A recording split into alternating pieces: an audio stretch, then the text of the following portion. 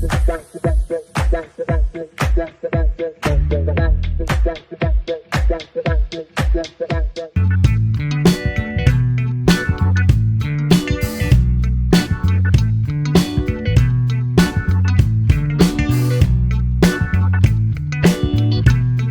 இயக்குநர்கள், தொழில்நுட்ப கலைஞர்கள், தயாரிப்பாளர்கள் எல்லாருமே இருக்காங்க.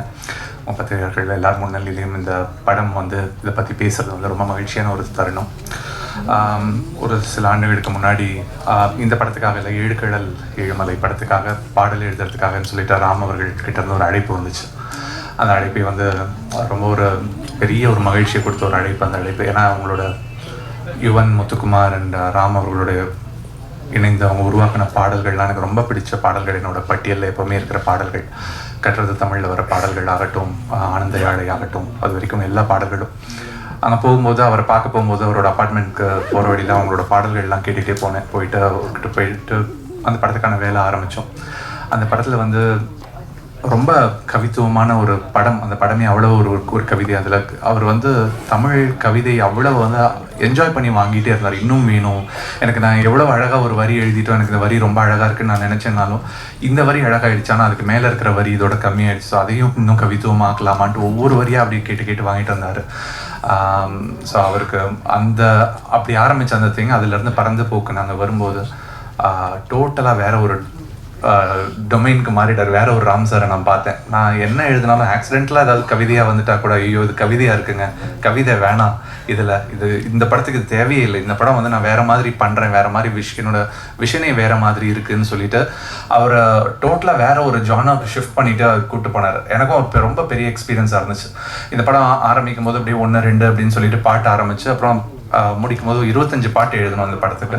அந்த 25 பாட்டில் ஒரு 19 பாட்டு படத்தில் இருக்குது. ஸோ அந்த 19 பாடல்களும் வந்து அவர் கூட சேர்ந்து எழுதின அந்த அனுபவம் வந்து எப்படி வந்து அவர் என்ன ஒரு பேனா மாதிரி பயன்படுத்திக்கிட்டாருன்னு சொல்லி பார்த்தேன். அவரோட எண்ணங்களை வந்து அப்படியே வந்து என்னோட கையை பிடிச்சி அவர் எழுதினார். அது ரொம்ப ஒரு அழகான ஒரு அனுபவமாக இருந்துச்சு. ஒரு விஷுவல், நீங்கள் பார்த்த பாடல்கள் மாதிரி தான் எல்லாமே. வந்து நீங்கள் கண்ணை மூடிக்கிட்டு இந்த பாடல்களை கேட்டால் கூட அந்த படம் உங்கள் கண்ணு முன்னாடி ஓடும். யார் மேலே இருக்கா, யார் கீழே இருக்கா, எவ்வளோ ஆங்கிளில் மலை இருக்குது, இப்படி தான் இந்த முழு படத்தில் இருக்கிற பாடல்கள் வந்து ரொம்ப ஒரு எளிமையான ஒரு இதில் இருக்கும். இந்த பாடல்கள் வந்து சில நாள் உட்காந்து ஒரு 5 பாடல்கள் எழுதுவோம், அடுத்த நாள் ஒரு 8 பாடல்கள் உட்காந்து எழுதுவோம். எழுதிட்டு சந்தோஷ்க்கு அனுப்புவோம். சந்தோஷ் உடனே அதுக்கான இசை ஒன்று அமைச்சிட்டு அனுப்புவார். சந்தோஷ் வந்து ரொம்ப ஒரு டேலண்டடான ஒரு புது ஜென்ரேஷன் கம்போசர். ஸோ அவரோட மியூசிக் இதில் இருக்கிற வெரைட்டி வந்து அதை சொல்லும். ஏன்னா ஒரு 19 பாடல் நீங்கள் கேட்க போகிறீங்கன்னா அந்த ஒரு 19 பாடலும் வெவ்வேறு வடிவத்தில் இருக்கும். எந்த ஒரு பாடலும் ஒன்று மாதிரி இருக்காது. அது ரொம்ப அழகாக பண்ணியிருக்காரு. பாடகர்களும் வந்து ரொம்ப அழகான பாடகர்கள் வந்து நிறைய பேர் பாடியிருக்காங்க. நிறைய கேமியோஸ் ஒன்று வந்து ராம் சார் சொல்லுவார் யாருன்னா வரப்போகிறாங்கன்ட்டு. சித்தார்த் வந்து நான் கண்டிப்பாக அவரை பாராட்டணும். இன்னைக்கு வந்து பாட்டு மட்டும் இல்லை, மறுபடி நீ பாட்டும் அவர் ஏழுக்கடல் ஏழுமலையில் வந்து பாடியிருந்தார். அவருடைய அந்த குரல் வந்து அது ரொம்ப அது எனக்கு வந்து ப்ரொஃபஷனல் சிங்கிங்காக இல்லையான்னு சொல்ல தெரியாது. ஆனால் அது உயிரில் இருந்து பாடியிருந்தார். அவர் பாடினப்போ அதில் இருக்கிற எங்கே வந்து திடீர்னு ஒரு பாஸ் விடுவார். அந்த கேள்வி கொக்கியிலும் போது அந்த இடத்துல ஒரு அமைதி இப்படி உள்ளே போயிட்டு திருப்பி அடுத்த வரி வரும். அவ்வளோ உணர்ந்து பாடியிருப்பார் அவர். இந்த படத்துலையும் இந்த பாட்டையும் ரொம்ப அழகாக பாடியிருந்தார். நம்ம டாடி ரொம்ப பாவம் பாட்டு. இது ரொம்ப ஒரு பியூட்டிஃபுல்லான ஒரு சப்ஜெக்ட். ஃபர்ஸ்ட் இந்த இது எடுக்கும்போதே நம்ம எல்லாருமே இதை அனுபவிச்சிருப்போம். ஒரு வீடு, எல்லாருமே ஒரு வீட்டுக்குள்ளே இருப்போம். ஆனால் அந்த ஒரு வீட்டுக்குள்ளே ஒரு 3 வெவ்வேறு உலகங்கள் இருக்கும். நான்ற ஒரு உலகம், என் மனைவின்ற ஒரு உலகம், என்னோட மகன்ற ஒரு உலகம். 3 வெவ்வேறு உலகங்கள். இந்த 3 உலகங்களுக்கு நடுவில் நடக்கிற அந்த ஒரு இணைப்பும் அந்த ஒரு போராட்டமும் இதுதான் வந்து நம்ம எல்லாரோட வாழ்க்கை. அதில் நம்ம எதை ரசிக்கிறோம், எதெல்லாத்தையும் கடந்து போகிறோன்ட்டு ரொம்ப அழகாக அதை படம் பிடிச்சிருக்காரு. இது வந்து ராம்சரோட படத்தில் வழக்கமாக நிறைய வந்து ஒரு சோகம் இருக்கும், நிறைய ஒரு ஏக்கம் இருக்கும், நிறைய அது மாதிரியான எமோஷன்ஸ் இருக்கும். இதில் வந்து முழுக்க படம் ஆரம்பத்துலேருந்து கடைசி வரைக்கும் எல்லாருமே சிரிச்சிட்டு இருப்போம். ஒரு மெல்லிய ஒரு சிரிப்பு வந்து எல்லாரோட இதழ்கள்லையும் இருக்கும். அது மூலமாக போகும்போது அவங்களோட வலியை சொல்கிறாரு. அந்த சிரிப்போடு அவங்களோட வலியை நம்ம பார்க்குறோம், அவங்களோட நிலையை பார்க்குறோம். யாருக்கும் ஹெல்ப் பண்ண முடியாத அந்த ஒரு சிச்சுவேஷன் நம்ம பார்க்குறோம். ஒரு பியூட்டிஃபுல்லான ஒரு நரேஷனாக இந்த கதையை நான் பார்த்தேன். அதுக்கு கூட வந்து ஒரு உதவ முடிஞ்சது பாடல்கள் மூலமான்றது ரொம்ப ஒரு பெரிய ஒரு மகிழ்ச்சி. தேங்க்யூ. எனக்கு இது புது experience. My first Tamil movie. Thank you Ram sir. And so first of all இந்த மாதிரி ஒரு கேரக்டர் டிஃப்ரெண்ட்டாக இருந்துச்சு. மலையாளத்தில் கொஞ்சம் இமோஷன் கம்மி, இமோஷன் மேலே கூடுதல் எது கூடுதல்னு சொல் ஒன்று தான். ஓகே, தமிழ் அவ்வளோ நல்லா பேச தெரியாது. ஸோ ஹியூமர் பண்ணிட்டேன் மலையாளத்தில், பட் இந்த ஹியூமர் கொஞ்சம் டிஃப்ரெண்ட்டாக இருக்குது. அண்ட் அதுவும் சிவா சார் கூட. ஸோ சிவா சார் குறை புதிய புதிய காமெடி டெக்னிக்ஸ் எல்லாம் he teach me.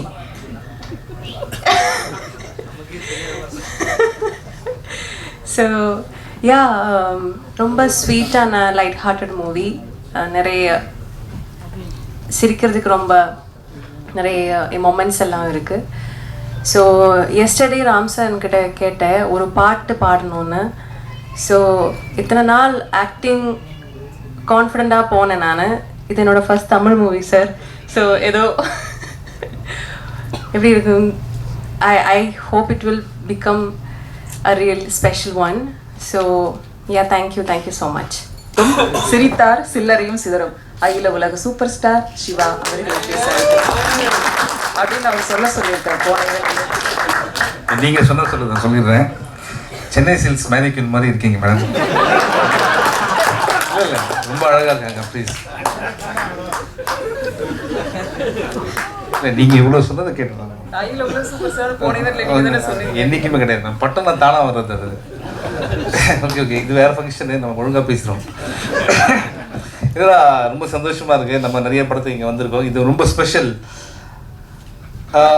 ஃபஸ்ட்டு இது மாதிரி ராம் சார்கிட்ட ஃபோன் வருது, இது மாதிரி படம் பண்ணுறோம், எப்படியும் ப்ரொடகனிஸ்ட் இன் மை மூவி அப்படின்னு ஒரு ஆக்சென்ட்டோட சொன்னார்.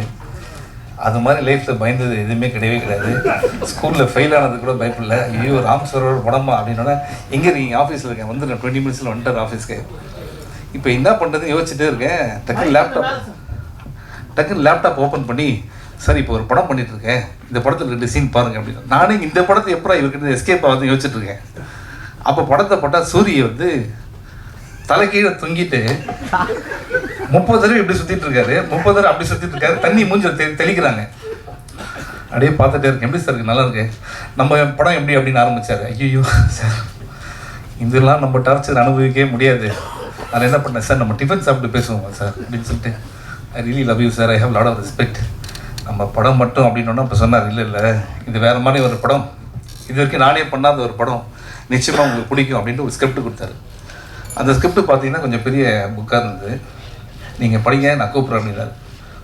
நான் ஒரு நாள் கூட இல்லை, ஒரு 12 ஹவர்ஸ் திருப்பி கூப்பிட்டார். எப்படி இருந்தது ஸ்கிரிப்ட்? சார் ஸ்கிரிப்ட் நல்லா இருக்கு சார், ஆனால் அங்கேயே தான் இருக்குது, நான் படித்து சொல்லியிருந்தேன் சார் அப்படின்னு. உடனே திருப்பி ஸ்கிரிப்ட் இன்னொரு 1 வீக்கில் ஃபாலோ பண்ணார். சார் நாளைக்கு நான் அமெரிக்கா போகிறேன், ஃப்ளைட்டில் படிச்சிடறேன் சார் அப்படின்னேன். சரி ஃப்ளைட்டில் சுத்தமாக தொடவே நான் இந்த புக்கை நான் அங்கே போய் இறங்கணுன்னே, சார் எப்படி இருந்தது? அப்புறம் சொல்லிட்டேன், சார் உங்களை மாதிரிலாம் படிக்க மாட்டேன், உங்களை மாதிரி படிச்சு தான் உங்களை மாதிரி நல்லா அறிவாளியாக இருப்பேன் சார் வீட்டில். நான் கொஞ்சம் டைம் கொடுங்க சார், ஃபுல்லாக படித்து ரொம்ப என்ஜாய் பண்ண ஒரு ஸ்கிரிப்ட்டு. திருப்பி வந்ததுக்கப்புறம் ரொம்ப நல்லா இருக்குது சார் அப்படின்னு அப்படியே பார்த்தாரு. அதோட இன்னொரு வேர்ஷன் எழுதிருக்குன்னு சொல்லிட்டு அதோட பெரிய புக்கு, இதை நாளைக்கு படித்து சொல்லுங்க அப்படின்னாரு. சார் நான் அப்படியே காலில் விழாத இருக்கிறேன், சார் புரிஞ்சிருச்சு என்ன படம்னு, தயவுசெய்து இனிமேல் ஸ்கிரிப்ட் படிக்க வேணாம், நான் வந்து ஷூட்டிங் ஸ்பாட் அப்படின்ட்டு. அப்போ கூட எனக்கு என்னன்னா, இவர் வந்து என்னை ரொம்ப லவ் பண்ணுறாரு அப்படின்ற மாதிரி தான் நினச்சிருந்தேன். ஷூட்டிங் ஸ்பாட்டுக்கு போனதுக்கப்புறம் தான் தெரிஞ்சுது என் மேலே எவ்வளோ கோவம் இருந்தால் இந்த படத்தில் என்ன அவர் போட்டிருப்பார் அப்படின்றது. சார் கூச்சிருங்க. ஸோ இல்லை என்னன்னா நிறைய விஷயங்கள் இருக்குது. சில படத்தில் வந்து நம்ம பேசுறதுக்கு ஒன்றுமே இருக்காது, இந்த படத்தில் பேசுறதுக்கு அவ்வளோ இருக்குது. ஆனால் எல்லாத்தையுமே இங்கே பேச வேணாம்னு தோணுது. நிறைய ஃபங்க்ஷன்ஸ்லாம் வருது இல்லை சார், அதெல்லாம் பேசுறதுக்கு. பட் ஒரே ஒரு சீன் மட்டும் சொல்கிறேன். ஷூட்டிங் ஸ்பாட்லேருந்து லொக்கேஷன் வந்து 1 ஹவர், நைட்டு 2 மணிக்கு ஷூட்டிங் முடியுது. முடித்த உடனே அசிஸ்டண்ட் ஓடி வந்து சொல்கிறாரு, காலைல 6 மணிக்கு வந்துடுங்க சார் அப்படின்னு. இங்கேருந்து போகிறதுக்கு 1 ஹவர், வரத்துக்கு 1 ஹவர். நான் கேட்குறேன், ஏன்பா எப்படிப்பா போயிட்டு தூங்கி எழுந்துட்டு வர முடியும், நமக்கு ஹீரோன்ற ஒரு ஆட்டிடியூட்ல நானே பேசுகிறேன் டேரக்டர் நேராக போய் கேட்டேன். சார் என்ன சார் 6 மணிக்கு வரும்? யார் சார் உங்களை 6 மணிக்கு வர சொன்னது? நீங்கள் 6:30 வந்தால் போதும் சார். என்னன்னா அது நடந்து வரது 20 மினிட்ஸ் நான் இவங்ககிட்ட பார்க்கறதுக்கு. அப்புறம் கூப்பிட்டு என்னன்னா இது சரி ஓகே அப்படின்னு அவன் திரும்பி அந்த அசிஸ்டண்ட்டை கூப்பிட்டேன். ஏன்னா அவரும் நான் தங்கிற ஹோட்டல் பக்கத்தில் தான் தங்குறாரு, அவருக்கும் அதே டைம் தான். இல்லை சார் டேரக்டர் இங்கேயே தூங்கிட்டார் சார் அப்படின்னு. அப்போ தான் புரிஞ்சுது ஒரு டேரக்டராக அவர் என்னென்ன வேலைலாம் செய்கிறாரு அப்படின்ட்டு. உண்மையிலே hats off to you sir. இது மாதிரி நான் யாரையுமே பார்த்ததே கிடையாது. அண்ட் அவருக்கு அந்த படம் அவர் எப்படின்னா ஒரு ஜோனில் இருப்பார். படம் உள்ளே போயிட்டோன்னு வச்சுக்கலாம், வேறு எதுவுமே தெரியவே தெரியாது, ஃபுல்லாக அதிலே தான் இருப்பார். அவர் இருந்தால் ஓகே நம்மளையும் எடுத்துன்னு போகிறாருன்றது தான் நமக்கு ரொம்ப அது அது அது அது எல்லாத்தையும் நம்மளும் வந்து ஃபேஸ் பண்ண வேண்டியதாக இருக்கும். அண்ட் ராம் சாரை பற்றி நிறைய விஷயங்கள் சொல்லிகிட்டே இருக்கணும். நான் எதுவும் மறந்துடக்கூடாதுன்னு நினைக்கிறேன். சாரி 2 minutes தான். ஓகே, போர் அடிக்கல. ஸோ ராட்டர்டாம் ஃபிலிம் ஃபெஸ்டிவல் நம்ம அங்கே போகிறோம். அங்கே போன உடனே எனக்கு எதுவுமே தெரியாது. ஏன்னா நம்ம பண்ண படங்கள்லாம் இது வரைக்கும் ஆஸ்கரே கூப்பிட்டு கூட போகாத ஆர்டிஸ்ட். ஸோ நம்ம வந்து அங்கே போனதுக்கப்புறம் பார்த்தீங்கன்னா அவர் சொல்கிறாரு, சார் இருக்கிறதுலே பெரிய தேட்டர் நம்ம கொடுத்துருக்காங்க சார். மற்ற தேட்டர்ஸ்லாம் வந்து ஒரு 300-200 தான் கெப்பாசிட்டி, இது 650 சீட்டர்ஸ் சார் இது அப்படின்னாரு. சரி ஓகே அப்படின்னோன்னா அங்கே அந்த ஷோ ஆரம்பிச்சது நீங்கள் நம்ப மாட்டீங்க. அந்த ஃபுல் ஃபெஸ்டிவல்லையே இது மாதிரி ஹவுஸ்ஃபுல்லான ஒரு ஷோ எதுவுமே கிடையாது. எல்லாருமே வந்தாங்க உள்ள. அண்ட் நீங்கள் பார்த்துருப்பீங்க, அதில் வர ஒவ்வொருத்தருமே வந்து சினிமா லவர்ஸ் மட்டும் கிடையாது, சினிமாவில் இருக்க டைரக்டர்ஸ், கிரியேட்டர்ஸ் எல்லாமே. அங்கே ராம் ஃபிலிம் பை ராம் அப்படின்னு போட்டதுக்கப்புறம் அவங்க கொடுத்த ஸ்டாண்டிங் ஓவேஷன்ஸ் இருக்குல்ல, அப்போ தான் புரிஞ்சுது ராம் சார் வந்து நம்ம இன்னும் கொண்டாடக்கூடிய ஒரு டைரக்டர், நம்மளோட அசட் அவர். ஓகே, அவர் வந்து நம்ம இப்படியே விட்டுறக்கூடாது sir. Okay sir, you're our asset. ஓகேங்களா, இதெல்லாம் எதுக்கு சொல்கிறேன்னா, ஒவ்வொரு தடையும் ஆஃபீஸ்க்கு வந்துட்டு இந்த படம் ஆரம்பித்ததுக்கப்புறம் திருப்பி போகும்போது இந்த படம் கதை இல்லாமல் 5 புது கதை சொல்லிட்டு போவார். ஓகே, அப்படியே ஒரு 50 கதை என்கிட்டே சொல்லியிருக்காரு சார். அது எல்லாமே ஃப்யூச்சரில் நம்ம பிளான் பண்ணுறோம். அண்ட் உண்மையிலே இன்னும் நிறைய விஷயங்கள் இருக்குது. ஒரு சீன் இப்போ தான் சொல்லியிருந்தேன், மரத்தில் நான் இருக்க மாதிரி ஒரு சீனு. என்னை எந்த அளவுக்கு லவ் பண்ணுறாருன்னா, மரத்தில் ஏறி அந்த மரத்தையே தங்கிட்டு 6 நாள் விட்டுட்டு போயிட்டாங்க. ஓகே, தண்ணியிலேருந்து எல்லாமே அங்கே. ஆக்சுவலாக என் பக்கத்தில் இருந்து 2 குரங்குங்க தான் அங்கே. ஓகே, அப்போ தான் நம்ம தெரிஞ்சது எவ்வளோ லவ் பண்ணுறாரு ராம் சார் அப்படின்ட்டு. அண்ட் இது மாதிரி நிறைய விஷயங்கள் இருக்குது. இன்றைக்கி பேசல, நான் ஒரு ஆடியோ லான்ச்லாம் இருக்குதுன்னு சொல்கிறாங்க, அன்றைக்கி இருக்குது. அதுக்கப்புறம் நானும் அவரும் லைஃப்பில் மீட் பண்ணுறோமான்றதே டவுட்டே எனக்கு இருக்குது. ஓகேங்களா, அந்தளவுக்கு நிறைய விஷயம் இருக்குது. பட் மேடையில் இருக்க எல்லாரையும் நான் வந்து சொல்லிடுவேன். தேங்க்யூ கிருஷ்ணன் குட்டி சார் ஃபார் யுவர் சப்போர்ட். நீங்கள் இல்லைனா இந்த படம் வந்து ஆரம்பிச்சிருக்க முடியாது. Thank you so much. அண்ட் முக்கியமாக அவனுக்கு thank Pradeep Milroy and brother. எங்கே இருக்கீங்க? ஆமாம், எல்லாத்தையும் போட்டு அமைதியாக இருக்காங்க. கடவுள் உங்களை கரெக்டான இடத்துல வச்சுருக்காரு. நீங்கள் செலக்ட் பண்ணுற மூவிஸ்லாம் ஃபண்டாஸ்டிக்காக இருக்குது. Need your support always. And Bala sir என்னுடைய நண்பர். அண்ட் சுரேஷ் காமாட்சி சார் வந்து எப்படின்னா, இந்த படம் ரொம்ப நல்லா வரணும் அப்படின்னு சொல்லிட்டு நிறைய பேர் ஆசைப்படுறாங்க. அதில் அவரும் ஒருத்தர். எங்கள் ஷூட்டிங் ஸ்பாட் வந்து இந்த படம் சூப்பராக வரும் நம்பிக்கை கொடுத்தவர். ராம் சார் அவ்வளோ லவ் பண்ணுறவர். And Santosh fantastic job. ஏன்னா இவன் மூலியமாக தான் இவர் தெரியும். அண்ட் இவன் இந்த படத்தில் ஒரு பார்ட்டு தான். இன்றைக்கி கிளியராக சொல்லிடுறேன் நான். அண்ட் இது one of your best album. I think very lucky Ram சாரோட இந்த மாதிரி படத்தில் அசோசியேட் ஆகுது. அண்ட் மதன் கார்கி சார் 1000 பாட்டு பண்ணியிருக்கீங்க. நீங்கள் எவ்வளோ பாட்டு இருந்தாலும் என் படத்தில் தான் அந்த 1000th சாங் வருது பார்த்தீங்களா. அதுதான் வந்து இல்லை ஆஸ் அ கவிஞராக சொல்கிறேன். நானும் கவிதை எழுதுறேன்ல, அதனால சொல்கிறேன். I can understand your feeling. And Arun Viswa well wisher. And Mari Selvaraj sir. எப்படின்னா, இது மாதிரி ராம் சாரை லவ் பண்ணுறவங்க வீட்டில் கூட லவ் பண்ணுவாங்களான்னு தெரியல. அந்த அளவுக்கு இவர் வந்து லவ் அண்ட் ரெஸ்பெக்ட் வச்சுருக்காரு. அவரோட பர்த்டே ஃபங்க்ஷனுக்கு, அவரோட பர்த்டே ஃபங்க்ஷன் கூட அப்படி ஆர்கனைஸ் பண்ணுவாரான்னு தெரியல. ஃபாலோ இப்போ வந்துருங்க அப்படின்ட்டு. The love for Ram sir இருக்குல்ல, அது வந்து ட்ரூலி அமேசிங். அண்ட் நீங்கள் இன்னும் நிறைய படங்கள் பண்ணோம். இது அப்போ பேசலாம், இன்சைட் ஜோக்ஸ் இது. அப்புறம் சித்தார்த் என்னென்னா, நான் ரேடியோ மிர்ச்சியில் வந்து ஆர்ஜேவாக இருக்கும்போது அவரை நான் இன்டர்வியூ பண்ணிருந்தேன். அப்போ தான் பாய்ஸ் படம் நடிச்சிட்ருக்காரு. அப்போ நான் வந்து அங்கே இருக்க எல்லாருக்கிட்டே சொல்கிறேன், யார் தெரியுமா இவர்? இப்போ தெரியாது, இன்னும் கொஞ்சம் நாள் இவர் யார், இந்த இண்டஸ்ட்ரி ஒரு கலக்க போகிறாரு அப்படின்னு சொல்லியிருந்தேன். உண்மையிலேயே அதே மாதிரி வந்து நம்ம இண்டஸ்ட்ரி மட்டும் இல்லை, ஹிந்தி தெலுங்கு எல்லா இடத்துலையும் கலக்கிற ஒரு artist. Tremendously talented. And I am so happy. அன்றைக்கி நான் இன்டர்வியூ பண்ண சித்தார்த் இன்றைக்கி என் படத்தில் ஒரு பாட்டு பாடியிருக்காரு அப்படின்றது ரொம்ப happy. Siddharth still long way to go. இதெல்லாம் மேடையில் பேசுகிறோம், தனியாக பேச ரொம்ப அசிங்கமாக பேசிப்போம். அண்ட் ஒருவேளை நான் யாருன்னா மறந்துன்னா, மெயினாக நான் இன்றைக்கி வந்ததே என்னென்னா மிஸ்கின் சார் ஸ்பீச்சை கேட்குறது தான் நான் வந்திருக்கேன். என்னோடய படம் கூட நான் மறந்துட்டேன். But big fan of your sir. And அதாவது தொண்டையில் அடிப்பட்டு இன்றைக்கி எப்படி இருக்க போகுது மட்டும் பாருங்க. And Grace Antony, very very talented artist, very natural performer. And Ram sir வந்து ஒரு ஆர்டிஸ்ட்டை செலக்ட் பண்ணுறாருன்னா உண்மையிலேயே அவங்க வந்து ரொம்ப பிடிச்சி தான், அவங்களோட பெர்ஃபார்மன்ஸ் தெரிஞ்சு தான் பண்ணியிருப்பாரு. ரொம்ப நல்லா பண்ணியிருந்தீங்க மேடம். அண்ட் அந்த ஃபெஸ்டிவலில் அவங்க சொன்ன ஒவ்வொரு கமெண்ட்ஸுமே வந்து மனசார தான் சொன்னாங்க. அந்த ராம் சார் ஏன் எல்லாருக்கும் பிடிச்ச ஒரு டைரக்டர் அப்படின்னா, அவர் வந்து ஹியூமன் இமோஷன்ஸ் வந்து ஈஸியாக வந்து ஸ்க்ரீனில் ட்ரான்ஸ்லேட் பண்ணுவார். இந்த படத்தை வந்து இட்ஸ் ஆல் அபவுட் அப்பா அண்ட் மகன். ஓகே, இந்த படம் கோயம்புத்தூர் ஷூட்டிங் நடந்தது. ராம் சாரோட அப்பா ஸோ இது அவருக்கு 4 ஃப்ரெண்ட்ஸை கூப்பிட்டு வர்றாரு ஷூட்டிங்க்கு. என்னென்னா, என் பையன் படம் பாருங்க அப்படின்ட்டு. அன்றைக்கி தான் தெரிஞ்சது எவ்வளோ லவ். அப்பாவோட லவ் மட்டும் சொல்லவே முடியாது. ஏன்னா அம்மா வந்து ஈஸியாக எக்ஸ்பிரஸ் பண்ணிடுவாங்க. அது வந்து ஒரு பையன் வளர வளர தான் அப்பாவோட லவ் தெரியும். சார் நீங்கள் நான் உங்கள் வீட்லேயும் அந்த லவ் பார்த்தேன் சார் நான். And it's based on 1000 true stories இந்த படம். இன்னும் நிறைய விஷயங்கள் இருக்குது, பேசுறது அப்புறம் பேசிப்போம். Okay, thank you so much. Thank you. ஒரு உண்மை இருக்கும், ஒரு தேடல் இருக்கும். எனக்கு அவர் ரொம்ப வருஷமாக ரொம்ப நெருங்கிய நண்பர். அவரை மீட் பண்ண நாள்லேருந்து இன்னி வரைக்கும் என்னோட எல்லா படைப்புகள்லையும் ராமோட ஒரு கான்ட்ரிபியூஷன் இருக்கும். அவரோட ஒவ்வொரு படைப்புலையும் என் கான்ட்ரிபியூஷன் இருக்கணும்னு அவரே ஆசைப்படுவார். அதுதான் நான் ரொம்ப கொடுத்து வச்சேன்னு சொல்கிறதுக்கான காரணம். ராம் எல்லா படத்துலையும் ஸ்கிரிப்ட் ஸ்டேஜ்லேருந்து டிஸ்கஸ் பண்ணுவார். நான் அவரோட எல்லா படங்களும் டபுள் பாசிட்டிவ் ஸ்டேஜில் பார்த்துருக்கேன். அண்ட் நாங்கள் 2 பேரும் கட்டுரை தமிழுக்கு அப்புறம் ஃப்ரெண்ட்ஸ் ஆனோம். அண்ட் ஆரம்ப காலத்தில் நிறைய சினிமா பேசியிருக்கோம். And Ram, I always looked up to you. நான் முதல் முறை உங்களோட hi I'm Siddharth, hi I'm Ram நம்ம மீட் பண்ணனிலேருந்து ஒன்று நீங்கள் என்னோட உயரத்தில் இருப்பீங்க ஃபிசிக்கலி ஆல்சோ. ஸோ கொஞ்சம் தலை தூக்கி தான் உங்களோட பேசணுன்னா, அன்னிலேருந்து இன்னி வரைக்கும் நீங்கள் உட்காந்துருந்தாலும் நின்றுட்டு இருந்தாலும் எப்போவுமே நான் உங்களை தலையை நிமிர்ந்து தான் பார்ப்பேன். Because you're a really inspiring creator and you do things that your heart tells you. இந்த படத்தில் இந்த பாட்டு was a very sweet surprise. இது எனக்கு ராமோட எல்லா படங்கள்லையும் நான் ரொம்ப என்னோட ஒரு பிடிச்ச குழந்தையாக பார்க்குற படம் இந்த பறந்துப்போ. பிகாஸ் அவ்வளோ சந்தோஷமான, பாசிட்டிவான, லைட் ஹார்ட்டடான, ரொம்ப ரொம்ப ஜாலியான ஒரு படம். அண்ட் அதில் ராம் ஒரு தகப்பனாக வாழ்ந்த வாழ்க்கை, அது அவர் ஒரு மிகச்சிறந்த கதாசிரியனாக இருக்கிறது ரெண்டுமே கலந்து வரப்போ சிவா சொன்ன மாதிரி it's 1000 stories from real life that have made this film. The film is very, very beautiful, and the performances are outstanding. Starting with Mithulingan, he's a lovely performance on debut. பயங்கர கான்ஃபிடென்ஸ். அண்ட் ராம் எப்போவுமே சின்ன பசங்க கிட்ட ரொம்ப நல்ல வேலை வாங்குவார். ஒரு வயசு தாண்டதுக்கப்புறம் அவங்களும் சின்ன பசங்க மாதிரி வேலை வாங்குவார். பட் இந்த குழந்தை ரொம்ப அழகாக கையாண்டு இந்த பர்ஃபார்மன்ஸில் ஒரு குழந்தையோட எல்லா லவபிள் ஃபீச்சர்ஸும் இந்த பர்ஃபார்மன்ஸில் இருக்குது. அட் த சேம் டைம் உங்களை சிந்திக்க வைக்கிற அளவுக்கு நிறைய கேள்விகள் இந்த குழந்தை அவங்களுக்கு கேட்கும். ஸோ கங்க்ராச்சுலேஷன்ஸ், சூப்பராக பண்ணியிருக்கேன் இந்த படத்தில். அண்ட் ஸ்டேஜ்லேயும் ரொம்ப அழகாக பேசினேன்.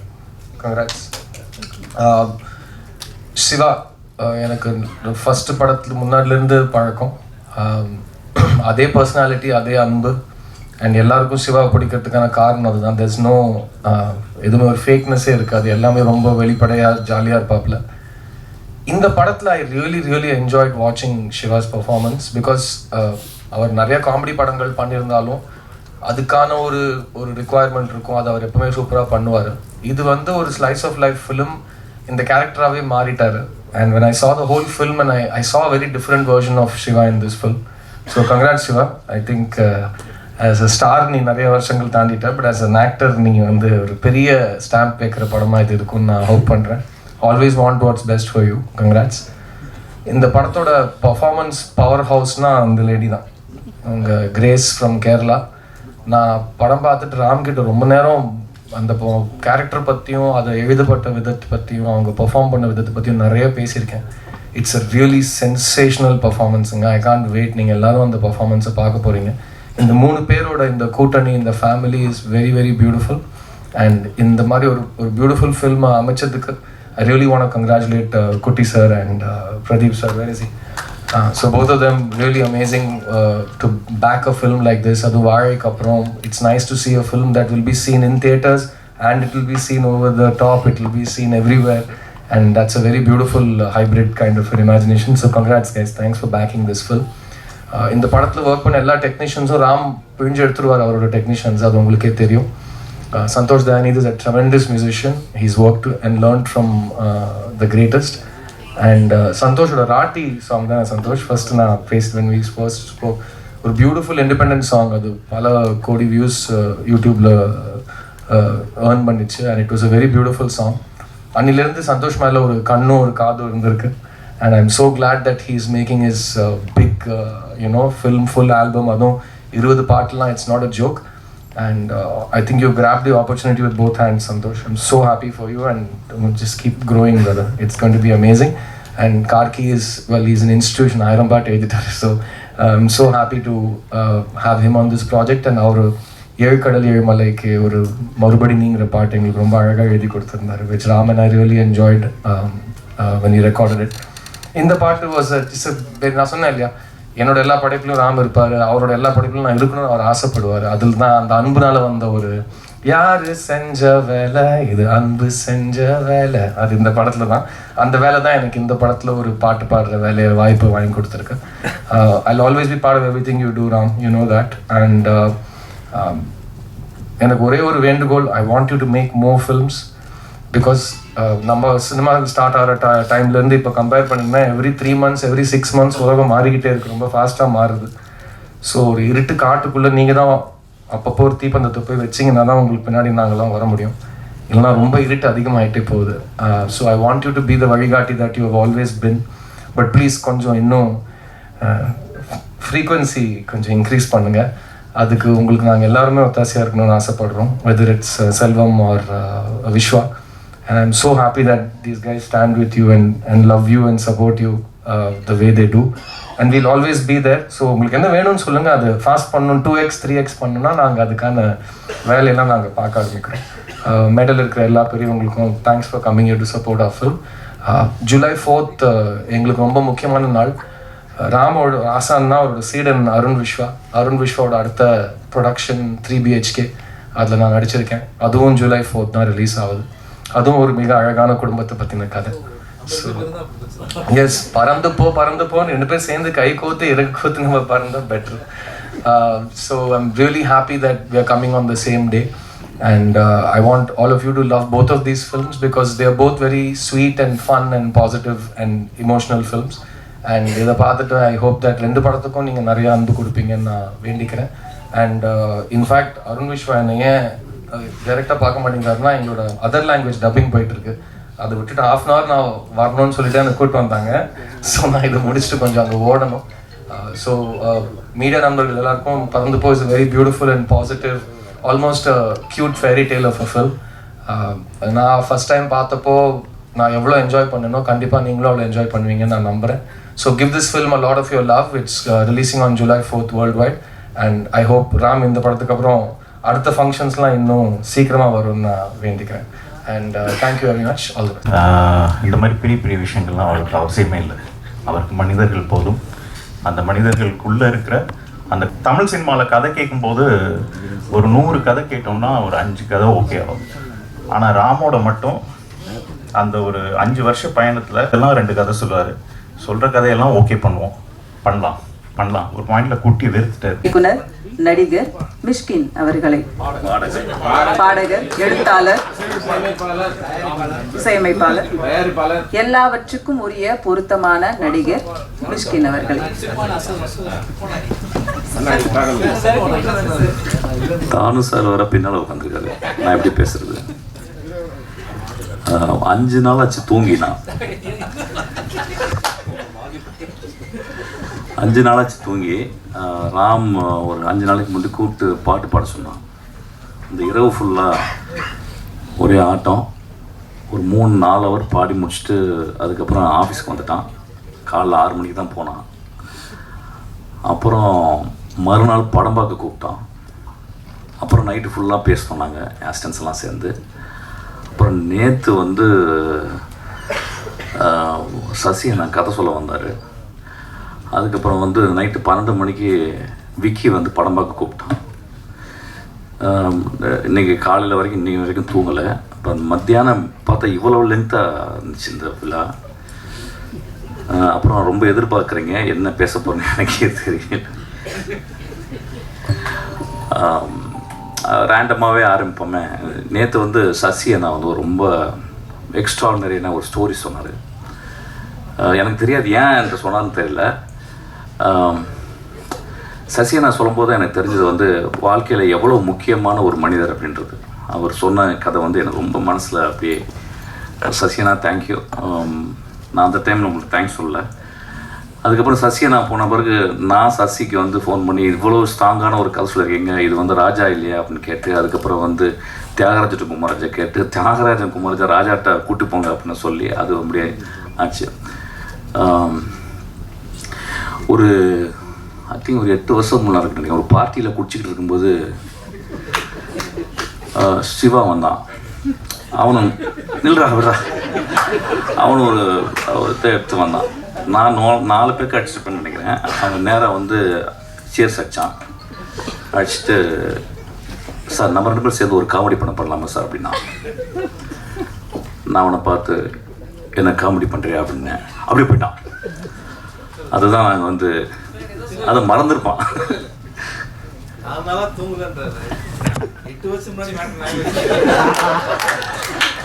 நான் அந்த சினிமாவுக்கு வந்ததுலேருந்து தூங்கலடா, டோன்ட் வரி. நான் இப்போ போனாலும் தூங்க மாட்டேன், கவலைப்படாத. போன உடனே டான்ஸ் சார் வந்துடுவார் ஆஃபீஸ்க்கு, அவர் வந்து பேசுவார். ஸோ அதனால் தூங்குறதே கிடையாது. சீக்கிரமாக லாஸ்ட்டாக தூங்கிக்கலாம், 5 அடிக்கில் தூங்கிக்கலாம் ரொம்ப நேரமாக.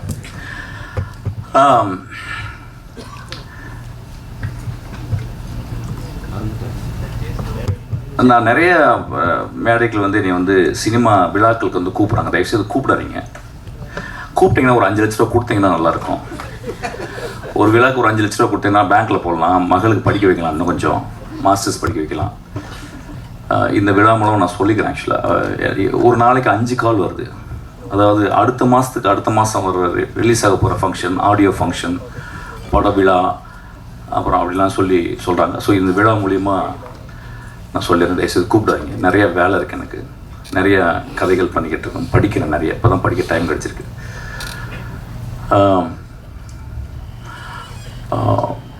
எப்பொழுதுமே நான் ராம் பற்றி பேசும்போதும் யோசிக்கும் போதும், ஏன்னா எப்படி இருந்தாலும் ஒரு 2 நாளைக்கு ஒரு ராம் பேச்சு வந்துடும். ஏன்னா எனக்கு ஒரு அசிஸ்டன்ட் டைரக்டர் சேர்ந்துருக்கான். அவன் ஆக்சுவலாக ராம்கிட்ட சேர வேண்டியப்போ என்கிட்ட சேர்ந்து தான் போல. ஆக்சுவலாக எந்தளவு நேசிப்பான் அப்படின்னா, நான் வந்து ஒரு 10% என்னை நேசிப்பான், 90% ராம் நேசிப்பான். அவன் ஒரு நாள் சண்டை போட்டு போயிட்டான்.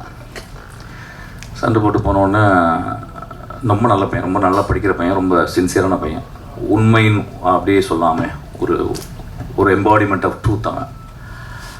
அப்போ நைட்டு ஒரு 12 மணிக்கு அவன் வந்து நான் மெசேஜ் போட்டான் அவனுக்கு, டேய் நீ இன்டர்வியூவில் உனக்கு பிடிச்ச டேரக்டர் வந்து ராமன் சொன்னடா, இப்போ நீ சண்டை போட்டு போயிட்ட, நாளைக்கு காலையில் நான் ராம்கிட்ட சொல்கிறேன், ராம்கிட்ட போய் ஜாயின் பண்ணிக்கிட்டா அப்படின்னா. நான் ஒரு மெசேஜ் போட்டேன். ஒரு மணி நேரம் கழிச்சு எனக்கு மெசேஜ் போட்டான். வாழ்க்கையில் இவ்வளோ சந்தோஷம் இருக்கா, ஜாலி இருக்கான்னு சொல்லி பேசிகிட்டு இருக்கும்போது 2009 சினிமாவே வேண்டாண்டா அப்படிங்க அவரோட அந்த ஈழத்தோட பாதிப்பு உச்சம் அவரை வேற ஒரு பக்கம் திருப்பிச்சு. சினிமாவை தாண்டி இந்த இனம் இந்த மொத்த இஷ்யூஸாக ரொம்ப டிஸ்டர்ப் பண்ண ஆரம்பிச்சிச்சு. அப்போ தான் முதலாக 2 பேரும் அவர் மனசை விட்டு அரசியல் பேச ஆரம்பிக்கிறார். அப்போ அவர் இவ்வளோ காத்திரமான அரசியல் பேசுகிறத நான் அப்போ தான் ஃபஸ்ட் டைம் பார்க்குறேன். அந்த இரவுகள் தான் டோட்டலாக என்னோட சினிமா கேரியரே மாற்றுது. அந்த 2009 அவர் பேசுனதுக்கப்புறம் டோட்டலாக அரசியலாகவே 2 பேரும் பேசி சந்திக்கிற ஆட்கள், பேசுகிற ஆட்கள், சினிமா கூட வேணாண்டா ஏதாவது பண்ணி ஆகுண்டா அப்படின்னு சொல்லிட்டு விடிய பேசிகிட்டே இருப்போம். அப்படி தான் அரசியல் வந்துச்சு.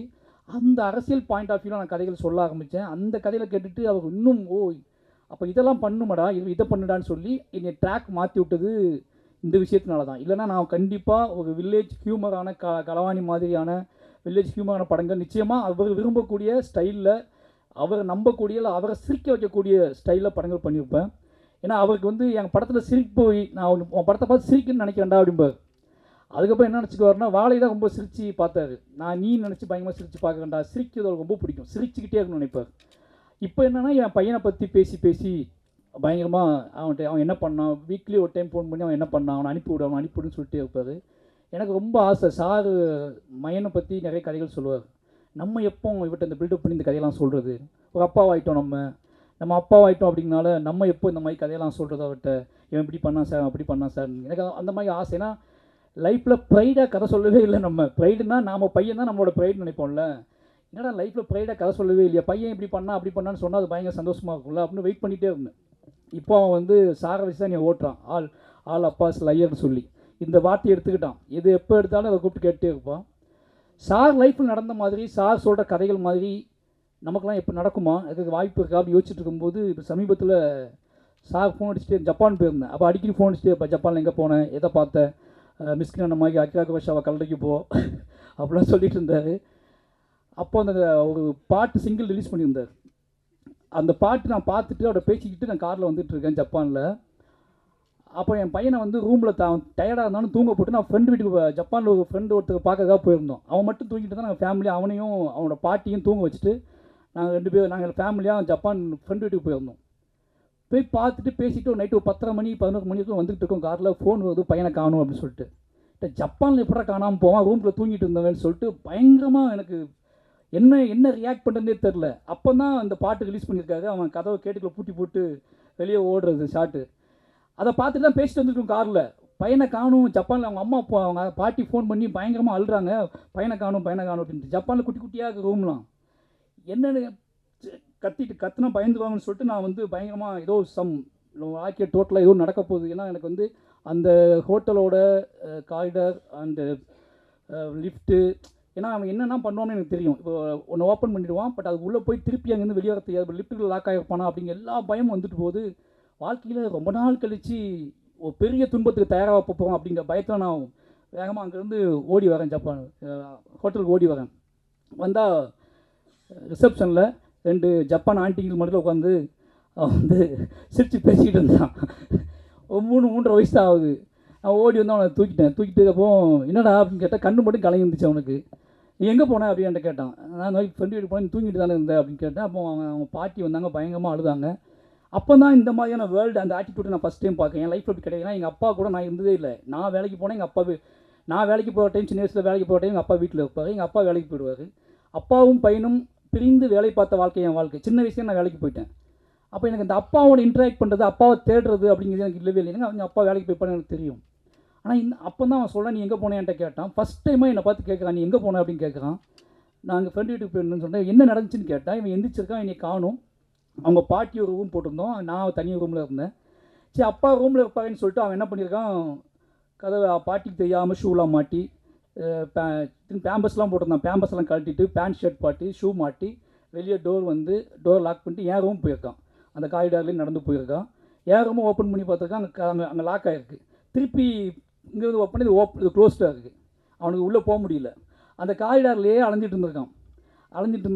பக்கத்துக்கு யோசிச்சு பார்த்துருக்கான். தட்டி பார்த்துக்கான். அவங்க தூங்கிட்டு இருந்திருக்காங்க.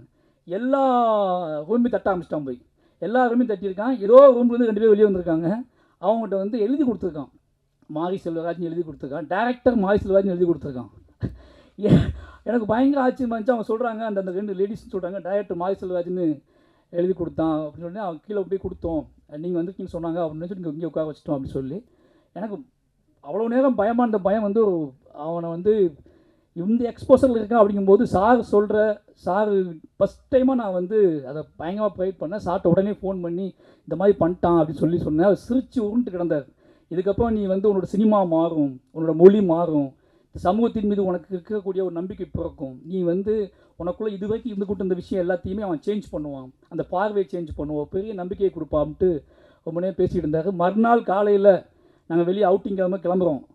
நானும் ஒன்று தனியாக நின்றுட்டு இருக்கேன். அவன் கையை சிக்கன் பிடிச்சிட்டு இருக்கேன். எங்கேயாவது போயிடுவானு சிக்கன் பிடிச்சிட்டு இருக்கேன். அந்த 2 ஜப்பான் ஆண்டியும் தள்ளி நடந்து போயிட்டுருக்காங்க. அப்பா என் ஃப்ரெண்ட்ஸ் போகிறாங்க அப்படின்னு சொல்கிறான். அவங்கள கூப்பிட்டு அதுக்கப்புறம் ஒன்றா வச்சு 4 பேர் ஒன்றா ஃபோட்டோ எடுத்துக்கிட்டோம். அப்போ தான் எனக்கு புரிஞ்சிச்சு, அப்பா நம்ம இந்த லைஃப் நம்ம வாழலை அப்படின்னு சொல்லிட்டு. இப்போ இந்த படம் பார்க்கும்போது எனக்கு அப்படி தான் தோணுது. சார் பறந்து படம் பார்த்துட்டாரு, கதை சொல்லும்போது எல்லாமே எனக்கு வந்து என்ன தோணுச்சுன்னா, மயன் ஞாபகத்துக்கு வந்துட்டே இருந்தேன். சாரோட பையன், இது சாரோட பையன் கதையாக நான் எடுத்துக்கிறதா, இல்லை சார் என்னெல்லாம் பண்ணியிருப்பான்னு யோசிப்பேன்ல. ஏன்னா சார் அப்பா என்கிட்ட ரொம்ப பேசுவார். அப்போ சாரோட அப்பா என்ன பேசும்போது இது சாரோட கதையாக எடுத்துக்கிறதான ஒரு டவுட் இருக்குது எனக்கு. ஏன்னா அவர் லைஃப் இப்போ இல்லை, நம்ம இப்போ தான் அந்த லைஃப் வாழ்கிறோம். எங்கள் சார் வந்து அவர் சின்ன பையனாக இருக்கும்போது இந்த லைஃப் தான் வாழ்ந்துருக்காரு. அவர் அதிகமாக வந்து நிச்சயமாக பார்த்தா இது அவரோட லைஃப் தான் நான் எடுத்துக்குவேன். ஏன்னா ஆனால் அது உண்மையான சொல்ல வேண்டிய விஷயம்னா, சாரோட அப்பாவும் பொய் சொன்னது கிடையாது, சாரும் எங்ககிட்ட பொய் சொன்னது கிடையாது. இது 2 தான் முக்கியமான விஷயம். ஆலப்பா ஸ்லைன்னு சொல்லும்போது எனக்கு ஒரு அப்பாவா சார் ஒரு இடத்த கூட பொய் சொன்னேன். ஆனால் நான் ஏகப்பட்ட பொய் சொல்லியிருக்கேன் அவர்கிட்ட. நான் வந்து இந்த உலகத்தில் நிறைய பொய் சொன்னேன்னா அவர்கிட்ட தான் சொல்லியிருக்கேன்.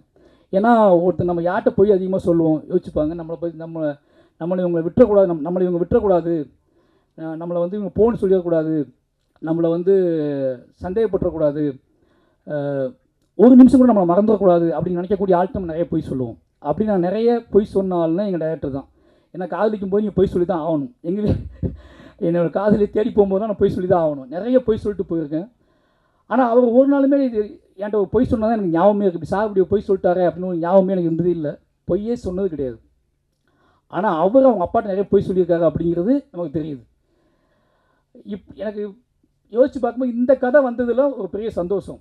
இந்த படம் பார்க்கும்போது, இந்த படம் ஆரம்பித்த நாள்லேருந்து சிவா தான் ஹீரோன்னு சொல்லும்போது ஒரு பெரிய ஷாக்கு எல்லாத்துக்குமே. சிவா ஷாக்கு. எனக்கு என்ன பயம்னா, மம்முட்டி சார் ஸ்பாட்லேயே நம்ம வந்து மம்முட்டி சார் அதையே நம்ம பயந்துக்கிட்டு இருந்தோமே, இப்போ சிவா கூட எப்படி இருப்பார் அப்படின்னு சொல்லி பயம் இல்லாமல் இந்த படம் எப்படி வரணும் இல்லை, இந்த ஸ்பாட் எப்படி இருக்கும் அப்படின்னு சொல்லி தான் பயம் இருந்துச்சு. டெய்லி ஃபோன் பண்ணி அமுதன்ட்ட கேட்பேன், அடிச்சு எப்படி போயிட்டு ஸ்பாட் அப்படின்னு கேட்பேன். ரொம்ப ஜாலியாக இருக்காங்க 2 பேரும் அப்படிம்பாங்க. 2 பேரும் நல்லா சிரிச்சு பேசிட்டு இருக்காங்க. சரி ஷூட்டிங் ஆரம்பிச்சாச்சா அப்படின்னு கேட்டால், சிவா ஏதோ படத்துக்கு போயிருக்காரு வந்து ஆரம்பிச்சு. சார் மாறிட்டாரா இல்லை சிவா கூட போய் மாற்றிட்டாரான்னு தெரில, பயங்கரமான சிந்தைகள் இருந்துச்சு. அப்போ இந்த காலகட்டத்தில் சார்ட்டு ஒரு பயங்கரமான ஒரு என்னையை பார்க்கும்போதெல்லாம் பேசுகிற மொழி சந்தோஷமாக ஹாப்பியாக பேசிட்டே இருப்பா. என்னடா நம்ம சினிமா எதுக்குடா எடுக்கிறோம், ஒரு காலத்தில் சினிமா எதுக்குடா எடுக்கிறோம், இந்த ஆர்ட் நம்ம உருவாக்க கலை எல்லாமே ஏதோ வகையில் நம்மளை சந்தோஷப்படுத்தணும்னாடா, நம்மளை வந்து ஹாப்பியாக வச்சுக்கணும்னாடா அப்படிம்பாரு. நான் ரொம்ப டிப்ரெஷனாகவே இருப்பேன்னு அவருக்கு தெரியும். ஏய் எதுக்கு இப்படி எதுக்கு ஏன் இவ்வளோ எமோஷனலாக இருக்கேன் அப்படின்னு சொல்லி இந்த படத்தெல்லாம் காட்டி, இந்த விஷயத்தெல்லாம் காட்டி, எனக்கு இந்த படம் பார்த்ததை விட அவர் படத்தை பற்றி சொன்னது அதிகம். இந்த படத்தில் ரொம்ப முக்கியமான விஷயம் அப்படின்னா, எனக்கு இன்னும் ஞாபகத்துக்கு இந்த சட்டை, நான் அசிஸ்டன்டேட்டராக இருக்கும்போது, நான் ஆஃபீஸ் பாய் ஆக்கும்போது இந்த சட்டை ஒன்று இருந்துச்சு. அது நான் வந்து ரொம்ப நாள் நான் எடுத்துகிட்டு போய் நான் ஸ்கிரிப்ட் எழுதும்போது, நான் ஊர் சுற்றும் போது அந்த சட்டையை நான் போட்டு அலைஞ்சேன். திருப்பி அதே மாதிரி ஒரு சட்டையை எப்படி கண்டுபிடிச்சி எனக்கு போய் ஷாக் ஆகிடுச்சு. நம்ம கொண்டு இது வந்து சொல்லாமல் வேண்டாமன்னு தெரியல, அந்த சட்டையை போட்டுட்டு ரொம்ப நாள் நான் அலைஞ்சிட்டு இருந்தேன். அந்த ஃபோட்டோஸே இப்போ ராமேஸ்வரத்துலாம் போனேன், அவர்கிட்ட போய் சொல்லிட்டு அந்த சட்டையை போட்டு ராமேஸ்வரத்துக்குலாம் போனேன். அவ்வளோ இந்த படம் ஃபுல்லாக சட்டை போட்டிருக்காரு. எனக்கு அதுதான் ஆச்சு. இந்த படம் ஃபுல்லாக சட்டை போட்டு ரோட்டில் அலைஞ்சிக்கிட்டே இருக்காங்க. நான் இதே சட்டையை போட்டு ராமேஸ்வரம் ஃபுல்லாக அலைஞ்சிட்டே இருந்தேன். ஏதோ வகையில் எப்படி பார்த்த எல்லா வகையிலையும் ஒரு மகனான் என்று பார்க்கும்போது, இந்த கதை அப்பா இஸ் லயன் சொல்லும்போது பொய்யே சொல்லாத ஒரு அப்பா ராம்சார் எடுத்த படம் தான் பறந்து போ. அவரை பற்றியான எந்த பொய்யுமே சொல்லாமல் எல்லா படைப்புகள்லையுமே அவரை பற்றியான பொய்கள் இருக்கக்கூடாதுன்னு நினைப்பார். அவர் உருவாக்குற மனிதர்கள்ட்ட பொய் இருக்கக்கூடாதுன்னு நினைப்பார். ஒரு கேரக்டர் டிசைன் பண்ணும்போது, நான் இப்போ டேரக்டராக நான் கற்றுக்கிட்ட லேர்னிங் என்ன அப்படின்னு அவர்கிட்ட பெரிய முக்கியமான விஷயம்னா, தான் உருவாக்குற கதாபாத்திரங்கள்கிட்ட பொய் இருக்கக்கூடாதுன்னு நினைப்பார். அது ரொம்ப ஒரு பாலபாடமாக எனக்குள்ள ஓடிட்டே இருக்கும். அவன் இப்படின்னா அப்படி அவன் சொல்லக்கூடிய அதை காட்டக்கூடிய வல்லமை, அதை காட்டக்கூடிய துணிச்சல் உனக்கு இருக்கணும். அப்படி இல்லைன்னா நீ பொதுவாக மூடி மறைச்சி நல்ல பேர் வாங்கணுக்காக ஒன்று பண்ணக்கூடாது, பொய் இருக்கக்கூடாது அப்படின்னு சொல்லுவார். அப்படி ஒரு பொய்யற்ற மனிதர் எடுத்த படம் தான் பறந்து போ. அப்படி அவர் எல்லா படத்துலையுமே அந்த பொய் இருக்காது. அவருக்குள்ளே என்ன தோணுதோ அதை எப்படி எடுப்பார். இந்த படம் நிச்சயமாக ஏன்னா ரொம்ப சந்தோஷமான நாள் எங்களுக்கு. ஏன்னா இப்போ அருண் விஸ்வா சொன்ன மாதிரி ஜூலை 4 2 படம் ரிலீஸ் ஆகுது. கிட்டத்தட்ட அந்த படத்துக்கு இதே மாதிரி நான் பேசி ஆகணும். ஏன்னா இப்போ பார்த்தீங்கன்னா அவர் ப்ரொடியூசராக இருக்கார், நான் ஒரு டைரக்டராக இருக்கிறேன். சார் வந்து டைரக்டர் ஆகிட்டு 3 படம் என்ன ரிலீஸ் ஆகுது, இந்த 2 படம் என்ன ரிலீஸ் ஆகுது. ரொம்ப சந்தோஷமான விஷயம். இதில் முக்கியம் சொல்ல அப்படின்னா கிரேஸ் அவங்க கும்பலாங்கி நைட்ஸ் பார்த்துட்டு பயங்கரமாக பிடிச்ச ஒரு ஆக்டர். சார் படத்தை நடிக்கணும்னு ரொம்ப சந்தோஷமாயிடுச்சு எனக்கு. ஏன்னா நிச்சயமாக ஒரு அவங்களாம் வேறு ஏதாவது படத்தில் வச்சப்போ ஒரு பயம் வரும்ல, என்னென்ன இந்த படத்தில் மாட்டிட்டாங்கன்னு தோணும். பட் சார் படத்தை அவங்க நடிக்கிறாங்க ரொம்ப சந்தோஷம். இந்த பையன் எனக்கு வந்து நிறைய நேரத்தில் அவன் வந்து மையனை ஞாபகப்படுத்தினான். ஏன்னா அப்படியே அவன் வந்து தான் பையனை பார்த்ததை, அவனோட ஆட்டிடியூட்டை, அவனுக்குள்ள அவன் ஒரு விஷயத்தை எவ்வளோ சவுண்டாக கேட்பான், ஒரு விஷயத்தை எவ்வளவு நாசுக்காக கேட்பான், எப்படி லாக் பண்ணுவான், எல்லாத்தையும் தெரிஞ்சுக்கிட்டு பண்ண மாதிரி, எல்லாத்தையும் பார்த்து இவனை உருவாக்குன மாதிரி இருந்துச்சு. எனக்கு என்னோட ஃபாதர், என்னோட அப்பா ராம் சார் வந்து அவர் எடுத்த இந்த படத்தை பார்க்கும்போது நான் என்னையை உருவாக்குன அந்த ஃபீல்டில் தான் நான் பார்க்குறேன். என்னையை வந்து நான் அவர்கிட்ட என்னெல்லாம் ஆசைப்பட்டேன், என்னையை எப்படி உருவாக்குனாரு அந்த ஃபீல்டில் தான் அந்த படத்தை பார்க்குறேன். நிச்சயமாக எங்கள் ஃபேமிலியோட திருவிழானே சொல்லலாம் இந்த படம். எல்லோரும் சொல்கிறாங்க மாரி செல்வராஜ் உருவாக்கிட்டாருன்னு சொல்லி.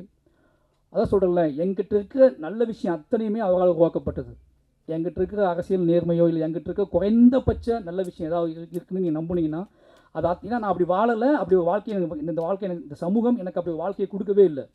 இந்த சமூகம் எனக்கு கொடுத்தது எல்லாமே சந்தேகத்துக்குரியது தான். இந்த சமூகம் எனக்கு கொடுத்தது எல்லாமே இவனுக்கு கொடுக்கலாமா, இவனுக்கு வேண்டாமா, இவன் இந்த சமூகத்துக்கு தேவையா வேண்டாமா அப்படிங்கிற சந்தேகத்திலேயே வச்சிருந்த சமூகத்துக்கிட்ட எனக்கு என் லைஃப்பில் இருக்க நல்ல விஷயம் அத்தனையுமே என்னோடய இயக்குனரால் கொடுக்கப்பட்டது. ஒரு காதல் மேலே, ஒரு பிரியத்தின் மேலே, அன்பின் மேலே நம்ம அப்பா அப்படிங்கிற கேரக்டரையே, அப்பாங்கிற ஒரு கேரக்டர் அப்பாங்கிற வாழ்க்கையின் மீதே எனக்கு ஒரு பெரிய பிரியத்தை கொடுத்தது அவ்வளோ தான். நான் ஒரு அப்பாவாக இருக்கேன் அப்படிங்கிற ப்ரைட்னஸ்ஸையே, ஏன்னா இது இல்லைன்னா நான் வேறு மாதிரி அப்பாவாக இருந்திருப்பேன். ஒரு பையன் பிறந்தான், ஓகே அவன் வேலையை பார்க்க நம்ம வேலையை பார்க்கணும் அப்படின்னு இருந்திருப்பேன். ஆனால் இப்போ டெய்லி அவனை பார்த்துக்கிட்டே இருக்கேன். எங்கிட்ட இருக்கிறத விட இப்போ அவன் ராம் சார் பற்றி கேட்குறான் அதிகமாக. சாட்டை போகணும்னு சொல்கிறான். என்னை நேசித்ததை விட என் பிள்ளைகளை அவர் நேசிக்கிறாங்க அப்படிங்கிறது வந்து ஒரு பெரிய எனக்கு உண்மையாக பொறாமையாக இருக்குது. என்னடா நீ வேணாண்டா அவனை அனுப்பிவிட்றா அப்படிங்கிறார். சார் நான் வரட்டுமா அப்படின்னு கேட்டால், நீ வந்து எனக்கு இன்றைக்கி என்ன பண்ண போகிற, அவனை அனுப்பிவிடு அப்படின்னு கேட்குறாரு. அவன் போகிறான். அவன் போயிட்டு அவன் இப்போ ஐஸ்கிரீம் வேணும் எப்படி கேட்குறான். அவன் ஐஸ்கிரீம் வேணும்னு கேட்க மாட்டேன்றான். ராம் சார் ஆஃபீஸ்க்கு போகணும் அப்படின்னு கேட்குறான். ஏன்னா அங்கே போனால் அவன் வாங்கி கொடுப்பான்னு அவனுக்கு தெரியும். அவன் அப்படி ஆகிட்டான் எல்லாத்துக்குள்ளுமே. எனக்கு என்ன அப்படின்னா ரொம்ப சந்தோஷமாக இருக்குது. எனக்கு என்னென்னா மைண்டை என்ன தோணுதுன்னா, அவன் அப்படியே வளரணும் அந்த ஷேடோவிலே. அவன் சார்கிட்ட டேரக்டாக என்னையால் அவ்வளோ அறிவை அவ்வளோ நாலேஜை புகட்ட முடியுமான்னு தெரியாது. ஏன்னா நான் ஏதோ வழியில் என்னை அறியாமலே சமூகத்தின் மீது பயத்தை தான் அவனுக்கு புகட்டுறேன். சமூகத்தின் மீது பயத்தையும் அவநம்பிக்கையும் தான் ஏதோ வகையில் நான் அவன்கிட்ட இனி அறியாமலே இப்படி பண்ணக்கூடாதுன்னு சொல்கிறேன். இப்படி பண்ணுறா நீ அப்படின்னு சொல்கிற துணிச்சல் வந்து என்கிட்ட இல்லவே இல்லை. அதை நான் நிறைய இடத்துல உணர்ந்துருக்கேன். என் பிள்ளைங்கிட்ட நான் உணர்ந்துருக்கேன். விடு அவன் பார்த்துக்குவான் அப்படின்னு சொன்னதே கிடையாது நான். ஏன் அவன் அப்படி பண்ணுறான் இது நாளைக்கு தப்பாக நினச்சிக்குவாங்க, ஏதாவது தப்பாக நினச்சிக்குவாங்க அப்படின்னு சொல்லிகிட்டே இருப்பேன் நான். ஆனால் அவங்க டேய் நீ பண்ணுறா, நீ குதிட்டா, நீ ஆடுறா, நீ ஓடுறா, அவனை விடுறா அப்படின்னு சொல்லக்கூடிய எனக்கு சொன்னார்ல, அதே மாதிரி அவனுக்கு சொல்லி வளர்த்துக்கிட்டு இருக்காரு. ஏன்னா அவரே பேர் வச்சு 2 பேர்த்தையும் அவரோட பார்வையில் வளர்க்குறாரு. நிச்சயமாக எனக்கு அந்த சந்தோஷம் ஒரு முக்கியமான சந்தோஷம். பறந்து போ 5 வருஷத்துக்கு அப்புறம் எல்லாரும் இந்த படம் பார்க்கும்போது நம்ம எவ்வளோ எனக்கு என்னென்னா, நிறைய பேர் பார்க்கும்போது உங்கள் சார் படம் பார்த்தேன்னு யாருமே சொல்ல மாட்டாங்க. என்கிட்ட எல்லாருமே சாரை பார்த்தேன்னு சொல்லுவாங்க. இந்த 6 வருஷத்தில் ராம் சாரை பார்த்தேன் அப்படின்னு என்கிட்ட ஒரு பெரிய சேஞ்சோட சொல்லுவாங்க. உங்கள் சாரை பார்த்தீங்கன்னா எனக்கு பெரிய பொறாமை, பெரிய பெருமை என்ன அப்படின்னா, நிறைய டைரக்டர்ஸ் என்கிட்ட வந்து ஹிட்டு கொடுத்த டைரக்டர்ஸ் நிறைய பேர் சொல்லுவாங்க என்கிட்ட, தயவாது இந்த கதையை உங்கள் சார் தான் மாற்றி விட்டார், இந்த பாயிண்ட் அவர் தான் மாற்றி விட்டார், இந்த விஷயத்தை அவர் தான் மாற்றி விட்டார். அவர் மீட் பண்ண போகும்போது கதை சொன்னேன். அப்போ இதுதான் எனக்கு பயங்கர 5 வருஷம் படம் பண்ணாமல் இருந்தது, ரிலீஸ் ஆகாமல் இருந்ததை விட எவ்ரி டேரக்டர்ஸ் எல்லாருமே வந்து நீ பார்க்கும்போதெல்லாம் உங்கள் டேரக்டரை மீட் பண்ணேன், கொஞ்சம் ஓப்பன் ஆகிடுச்சு, கொஞ்சம் ஃபோக்கஸ் ஆகிடுச்சு அப்படி சொல்லும்போது அது ஏதோ வகையில் அவர் வந்து பயங்கரமாக வெளியே போய்கிட்டே இருக்கார், எல்லாத்தையும் கடந்து போய்கிட்டே இருக்காருன்னு சொல்கிறதுக்கு இல்லை. இப்போ வரைக்கும் அந்த படம் வந்து அவர் 5 வருஷம் கழிச்சு வந்தால் கூட இப்போ வரைக்கும் ராம் அப்படிங்கிற ஒரு ஆளுமையின் மீது ஒரு பெரிய நம்பிக்கையும் மரியாதையும் எதிர்பார்ப்பையும் வச்சிருக்க இந்த தமிழ் சமூகத்துக்கு என்னோடய உதவி இயக்குநர்கள் சார்பாக நன்றி சொல்லிக்கிறேன். ஏன்னா எல்லாருமே உங்கள் சாகப்படம் எப்போங்க வரும்னு கேட்டே இருப்பாங்க. எங்கள் குடும்பத்தின் சார்பாக உங்கள் அத்தனை பேருக்கும் நன்றியை தெரிவிச்சுக்கிறேன். வந்திருந்த அத்தனை பேருக்குமே ரொம்ப நன்றி. இதில் ஒர்க் பண்ணவங்க எனக்கு நிறைய வந்து நான் ரொம்ப எமோஷனலாக டக்குன்னு சாகை பற்றியே பேசுனதுனால இதில் ஒர்க் பண்ணவங்க எல்லாருமே இண்டிவிஜுவலாக எனக்கு தெரியும். எங்கள் அத்தனை பேருமே வந்து சந்தோஷம் வந்து மாமன்னில் ஒர்க் பண்ணும்போதே நான் வந்து அவங்களோட பழக்கம் ரொம்ப என்னது ரஹ்மான் சாரோட மைண்டில் என்ன ஓடிட்டுருக்கு அப்படின்னா நைஸாவோட பேச்சு தான் தெரிஞ்சுக்குவேன். ரொம்ப என் மேலே பெரிய நம்பிக்கையை வச்சுக்கிறோம், மரியாதை வச்சுக்கக்கூடிய ஒரு மியூசிக் அவர் இப்படி மியூசிக் ஆகிட்டார், சாக படத்தில் ஓப்பன் ஆகிட்டார் அப்படிங்கிற ரொம்ப சந்தோஷம். இப்படி ஒவ்வொருத்தருமே இந்த படத்தில் அவங்களோட உழைப்பை பெருசாக போட்டுருக்காங்க. சிவா சார் நிறைய பேசணும், அதுக்கான மேடைகள் நிறைய இருக்குது. ஒரு சாக சந்தோஷமாக பார்த்துக்கிட்டார் சிவா சார். ஏன்னா சார் எப்படி சார் ஸ்பாட்டு போச்சு அப்படின்னா, ஒரு ஹீரோவை பற்றி சிரித்து சாக சொல்கிற ஃபஸ்ட்டு படம் இதுதான். அதாவது என்னென்னா அவர் மற்ற ஷூட்டிங் ஸ்பாட் கேட்கும்போது கொஞ்சம் அவர்கிட்ட ஒரு சின்ன இது இருக்கும்.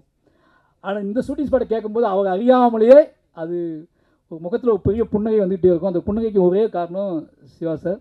Thank you sir. எல்லாத்துக்கும் நன்றி. அப்போ ஹாட் ஸ்டார் வாழை எனக்கு தெரியும், திருக்கத்தையும் குடும்ப கம்பெனி மாதிரி ஆகிட்டீங்க. வாழைக்கு அவங்க கூட சப்போர்ட் உங்களுக்கு தெரியும். ஏன்னா வாழை இப்போ பறந்து போக மூலமாக தான் வாழை நடந்துச்சு. பறந்து போகிறதுக்காக தான் எல்லோரும் மீட் பண்ணி பேசிக்கிட்டே இருப்போம். அப்போது அந்த கேப்பில் வாழை ஆரம்பித்து வாழையை பண்ணிடலான்னு போயிட்டோம்.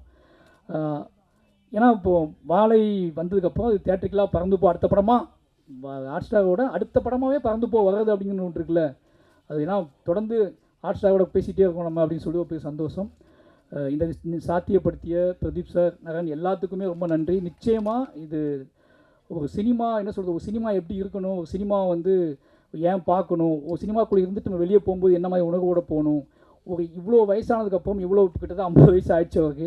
50 வயசானதுக்கப்புறம் அவள் நினைக்கக்கூடிய இயங்கக்கூடிய விஷயம் என்னென்னு இருக்குல்ல, அவள் இயங்கக்கூடிய விஷயம் என்னென்னு இருக்குல்ல, எங்ககிட்ட என்ன இயங்குறாரோ அதுதான் மொத்த தமிழ் சமூகத்துக்குமே அவன் இயங்குவார்.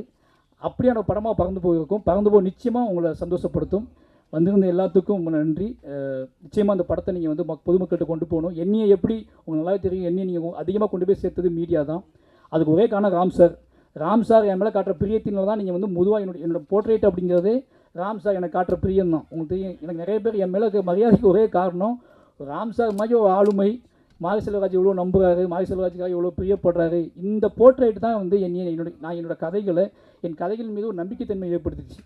ஒருத்தர் இவ்வளோ ஜெனூனான, இவ்வளோ லிட்ரேச்சரான, இவ்வளோ உலக அரசியல், இவ்வளோ இலக்கியம் தெரிஞ்ச ஒருத்தர் மாரி செல்வராஜோட படைப்புகளை தாண்டி மாரி செல்வராஜ் நம்புகிறாரு, அவனை நேசிக்கிறாரு, அவனை கைக்குள்ளே வச்சுக்கிறாருன்னா இந்த போர்ட்ரேட் இருக்குல்ல, இந்த போர்ட்ரேட் தான் என்னோட அடுத்தடுத்த கதைகளை யோசிக்க வச்சுச்சு.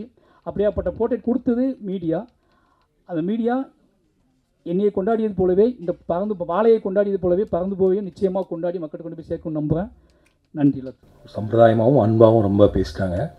நிறைய போய் சொல்கிற ஒருத்தர் தான் நான். மேபி மாரி செல்வராஜ்கிட்ட சொல்லியிருக்க மாட்டேன்னு நினைக்கிறேன். இந்த எல்லா ஃப்ளாவும் உள்ள, எல்லா குறைகளும் உள்ள ஒரு சாதாரண ஒரு ஹியூமன் பீயிங் தான் நான். ஸோ 10 அசிஸ்டன்ட் ரைடர்ஸ் பிடிச்சின்னா 2 அசிஸ்டன்ட் பிடிக்காமல் இருக்கிறதுக்கும் வாய்ப்பு இருக்குது. இப்படி எல்லாத்துக்கும் ஒருத்தர் எப்படி நல்லவராக இருக்க முடியும்? அப்படிப்பட்ட ஒருத்தர் தான் நான். அண்ட் இந்த படத்தில் இன்றைக்கி ஒரு பாடலை ரிலீஸ் பண்ணனால முதல்ல யுவன் ஃபேன்ஸ்க்கு ஒன்று சொல்லிக்கணும்னு நான் நினைக்கிறேன். எனக்கு ஏகப்பட்ட கெட்ட வார்த்தையில் டெய்லி மெசேஜ் வந்துகிட்டே இருக்குது. ராம் டேஷ் டேஷ் டேஷ் டேஷ்ன்னு போயிட்டே இருக்குது. அண்ட் இந்த படத்துக்கு யுவன் தான் இசையமைப்பாளராக இருந்தார். அவருக்கான முன்படமும் கொடுத்தோம். பட் இந்த திடீர்னு ஒரு நாள் மதன் கார்கி சார் ஆஃபீஸ்க்கு வந்துட்டு இந்த படத்தில் பாடல்கள் நிறைய இருந்தால் நல்லாயிருக்கும், ஜிங்கிள்ஸ் மாதிரி பண்ணலாம் அப்படின்னு சொன்னார். ஸோ அந்த ஐடியா நல்லா இருந்துச்சு. எனக்கு ஒரு கார்ட்டூன் காட்டினார். அவர் தான் அந்த ஐடியா இதுக்குள்ளே கொண்டு வந்தார். அப்போ யுவன் துபாயில் இருந்தார். நாங்கள் ரொட்டர்டாம் ஃபெஸ்டிவலுக்கு கிளம்பணும், பாட்டை முடிக்கணும். பட் அவ்வளோ பாட்டு அங்கேருந்து பண்ணவும் முடியல, என்னால் போகவும் முடியல. அப்போ எனக்கு தெரிஞ்சு கோட் அந்த மாதிரி 2-3 படம் யுவனுக்கு இருந்துச்சு. ஸோ அப்போ யுவன் சொன்னால் நான் பிஜிஎம் பண்ணிடுறேன், நீங்கள் பாட்டு மட்டும் அதை ஜிங்கிள்ஸ் தானே வச்சு பண்ணிக்கோங்க அப்படின்னு சொன்னார். ஸோ அப்போ எங்களுக்கு ஆபத் வந்தவர் தான் சந்தோஷ் தயாநிதி. அண்ட் அவர் வந்து எனக்கு வந்து ஆனந்த யாழை மாதிரி ஒரு பாட்டு கொடுங்கலாம் கேட்காம, இந்த கதைக்கு என்ன பாட்டு அதை நான் பண்ணுறேன் எனக்கு அப்படின்னு சொல்லி தான் நம்ம என்ன கொடுத்தோமோ அதை பண்ணி கொடுத்தாரு. ரொம்ப நன்றி Santhosh. And of course Yuvan fan, நானும் யுவனோட ஃபேன் தான். யுவனை மிஸ் பண்ணுறேன்.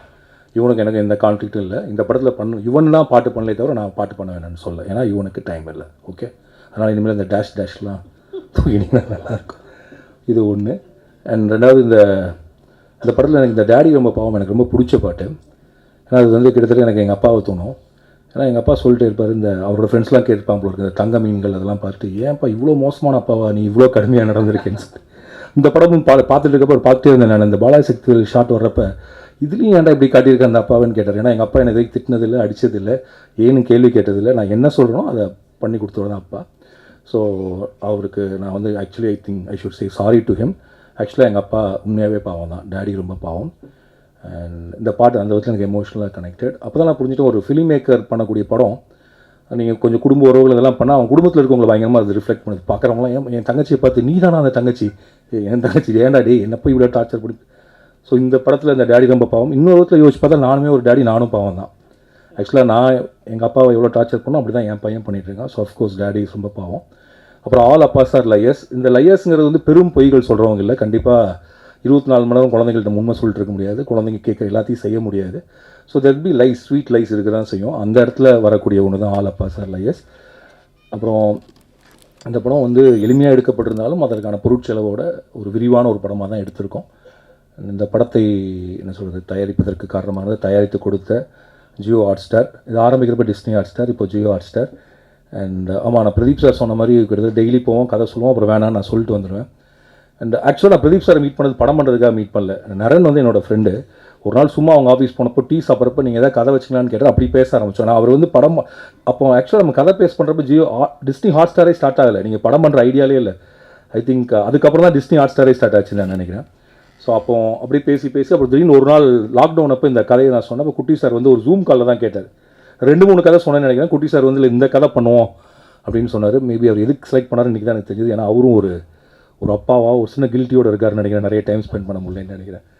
ஸோ ஏதோ ஒரு விதத்தில் நிறைய அப்பாக்களுக்கு இந்த படம் பிடிச்சனால, எல்லாருமே அப்பாக்களாக இருந்தனால. But Pradeep sir is bachelor. But இருந்தாலும்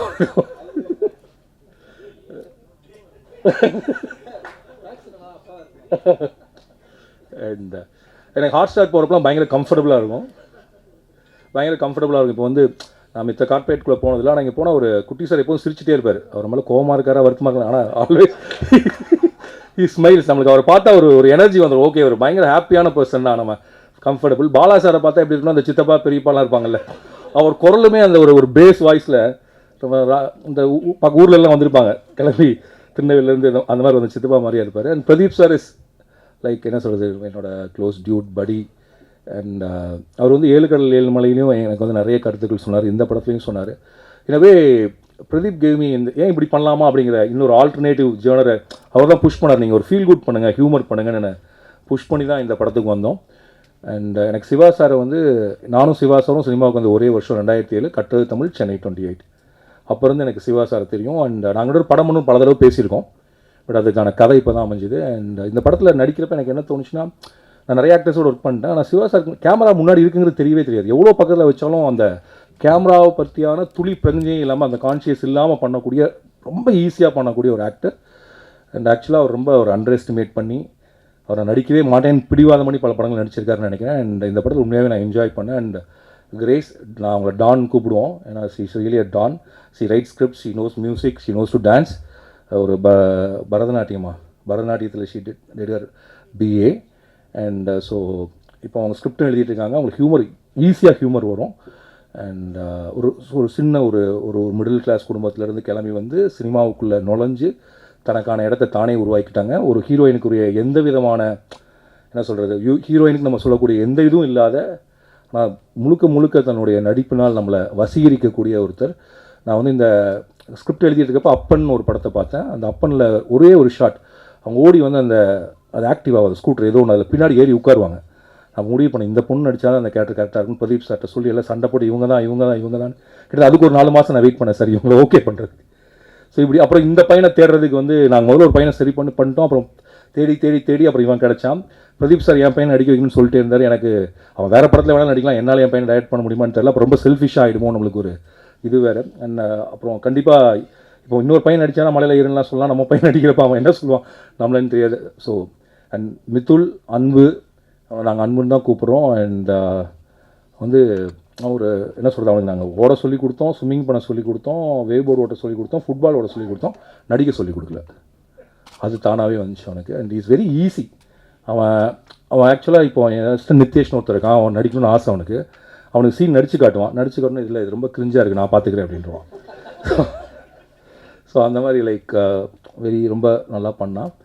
அண்ட் இங்கே இருக்க எல்லாருமே, அப்புறம் திங் மியூசிக் சந்தோஷ் ரொம்ப தேங்க்யூ. இந்த ஆல்பத்தோடு நீங்கள் கொலாபரேட் பண்ணி இந்த ஆல்பத்தை இன்றைக்கி வெளியில் வர்றதுக்கு நீங்களும் ஒரு முக்கியமான காரணம்.